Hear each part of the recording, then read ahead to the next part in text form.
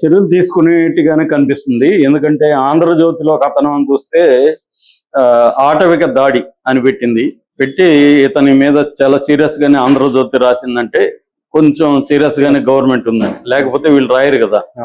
So అది మనకి ఒక కొండ గుర్తు అనమాట. సో అసలు ఈయన ఏం చేశాడు, ఈయన మీద చంద్రబాబు ఎలా రియాక్ట్ అవ్వడు, తర్వాత పవన్ కళ్యాణ్ ఎలా రియాక్ట్ అయ్యాడు, నిజంగానే ఇతని మీద చర్య తీసుకుంటారా లేకపోతే ఊరికా కాసేపు డ్రామా చేసి వదిలేస్తారా అనేది విషయాల్ని మనం మాట్లాడదాం. ఆల్రెడీ ఇప్పుడు ఎమ్మెల్యేల మీద చాలా ఆరోపణలు వస్తున్నాయి. గుంటూరు తూర్పు ఎమ్మెల్యే నజీర్ అహ్మద్ కానీ, తర్వాత ఆముదాల వలస కోన రవికుమార్ కానీ, అనంతపురం ఎమ్మెల్యే జూనియర్ ఎన్టీఆర్ మీద బండబూతులు తిట్టిన దగ్గుపాటి ప్రసాద్ కానీ, తర్వాత ఆమెరు నెల్లూరులో అరుణ సంబంధించి రౌడీ షెట్టర్ శ్రీకాంత్ పెరోల్కి రికమెండేట్ చేసిన సునీల్, గూడూరు ఎమ్మెల్యే సునీల్ కానీ, కోటంరెడ్డి శ్రీధర్ రెడ్డి కానీ, వీళ్ళందరి మీద ఇవాళ చర్చ జరుగుతుంది. మామూలుగానే వచ్చినప్పటి నుంచి కూడా అందరూ చెప్తున్నది ఏమంటే ఈ ఎమ్మెల్యేలు విపరీతంగా డబ్బులు తినేస్తున్నారు, ప్రజల్ని అరెస్ట్ చేస్తున్నారు అనేది అన్ని చోట్ల నుంచి వినిపిస్తున్న మాట. కానీ ఈ ప్రభుత్వం ఇప్పటి వరకు ఏ ఎమ్మెల్యే మీద సీరియస్ గా చర్య తీసుకున్న సందర్భం ఒకటి కూడా లేదు. అందుకని వీళ్ళకి కూడా వాటాలు వస్తున్నాయేమో అన్న డౌట్ అయితే అందరిలో ఉంది.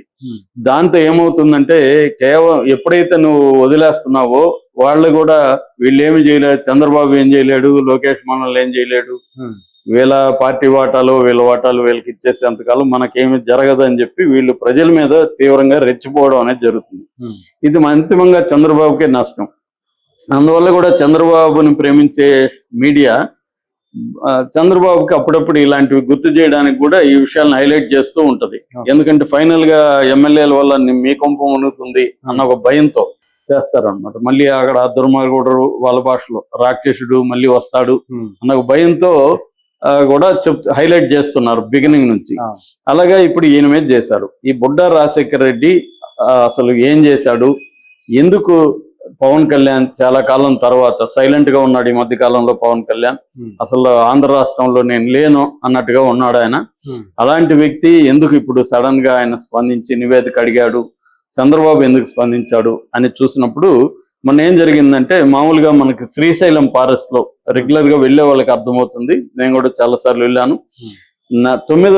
9 గంటలకు రాత్రి అన్ని చెక్ పోస్టులు క్లోజ్ చేస్తారు ఆల్ రూట్లలో. సో ఎందుకంటే అది టైగర్ జోను కాబట్టి నైట్ టైము ట్రావెల్ కరెక్ట్ కాదని చెప్పి ఆపేస్తారనమాట. సో అందువల్ల ఎవరైనా ఆ టైంకి అక్కడికి వెళ్ళినా వాళ్ళు రిక్వెస్ట్ చేస్తారు, డబ్బులు ఇవ్వడానికి ట్రై చేస్తారు, కానీ అది స్ట్రిక్ట్ గా అమలు చేస్తుంటారు. వెహికల్ని అక్కడ ఆపేస్తారు. అక్కడ ఆపుతారని తెలుసు కాబట్టి అక్కడ ఏదో చిన్న స్టేజ్ చేసేదానికి కూడా ఒక ఇది ఉంటది, అక్కడే ఉండిపోయి మార్నింగ్ మళ్ళీ 6కి వదులుతారు. ఇది జనరల్ గా జరిగేది.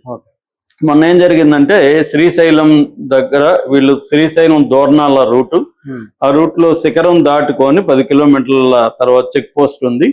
అక్కడకి బుడ్డా వెంగళరెడ్డి నైట్ 10 గంటల ప్రాంతంలో వచ్చాడు.